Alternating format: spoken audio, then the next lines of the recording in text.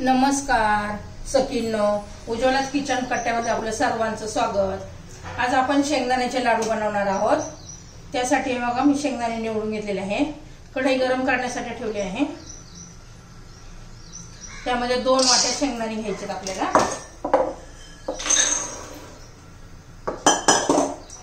सपाट असे 2 वाट्या शेंगदाणे घेतलेले आहेत।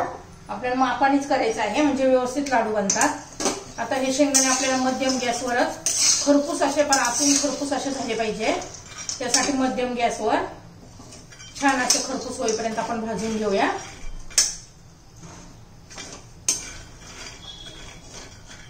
दोन वाटे शेंगदाण्याला 1.25 वाटे गुळ घालायचा आहे आपल्याला।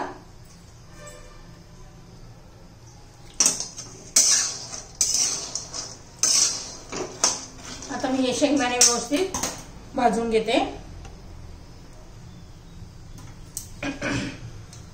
बघा अजून आपले शेंगदाणे भाजायचे आहेत। हे गावरान शेंगदाणे आहेत, गावठी एकदम छोटे छोटे शेंगदाणे आहेत। गुळ पण आपल्याला गावरान असा लाल कलरचा गुळ घ्यायचा आहे। गावरान म्हणजे लाडूला छान चव येते। हे पहा मी गुळ पण असं घेतलेला आहे किसून। आता 1.25 वाटी गुळ घेतलेला आहे।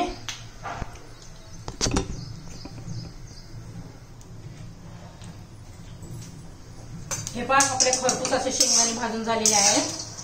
8-9 मिनिटं लागलेले आहेत शेंगदाणे असे व्यवस्थित भाजण्यासाठी। ते आता काढून घेते, थोडेसे थंड करून घ्यायचे आणि मग त्याची टरफलं काढून घ्यायची।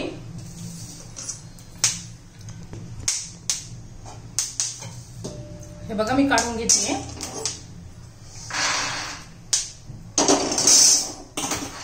थोडेसे थंड झाले की त्यात आपण साल काढून घ्यायची त्याची टरफलं। हे बघा 2-3 मिनिटं झालेले आहेत, 3-4। तर आपण असं त्याची साल काढून घेऊया। असं हातावर चोळून घ्यायचं। मी टरफलं काढून घेते त्याची।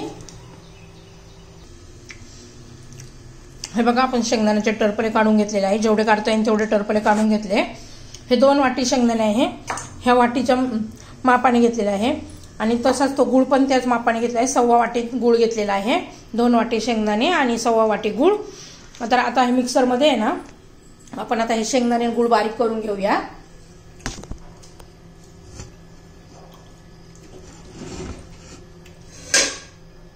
हे पहा आणि बारीक करताना नेहमी मोठं भांड घ्यायचंय। थोडे शेंगदाणे घालू, थोडा गुळ घालू आणि हे बारीक करून घेऊया आपण। परत थोडे शेंगदाणे घालू। आता मी हे बारीक करून घेते। हे बघा मी कसं बारीक करून घेतलेलं आहे। असंच राहिलेले शेंगदाणे आणि गुळ मी आता बारीक करून घेते। हे बघा किती छान झाले बघा, त्याचं बाइंडिंग पण येते बघा। तर उरलेले शेंगदाणे आणि गुळ मी बारीक करून घेते म्हणजे आपल्याला लाडू बनवायला।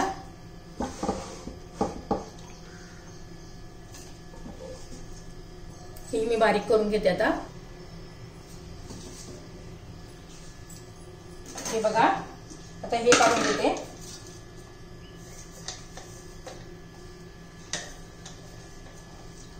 किती छान असं बारीक झालेले बघा रवाळ। त्याचे आपण आता लाडू बनवून घेणार आहोत।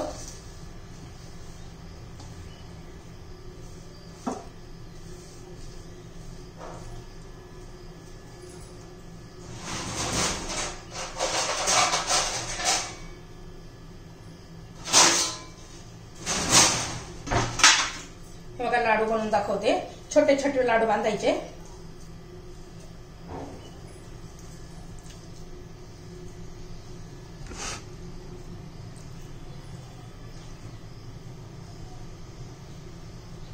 हे बघा कसा छान आपला लाडू झालेला आहे। मी सर्व लाडू असेच आता बनवून घेते। हे बघा छान असे आपले शेंगदाण्याचे लाडू तयार झालेले आहेत। खूप टेस्टी पण लागतात आणि शरीरासाठी खूप शेंगदाणा आणि गुळ खूप चांगला असतो। आपली रेसिपी तयार झालेली आहे शेंगदाण्याच्या लाडूची। तुम्हाला जर ही रेसिपी आवडली तर लाईक, शेअर आणि सबस्क्राईब करा. आपले लाडू तयार.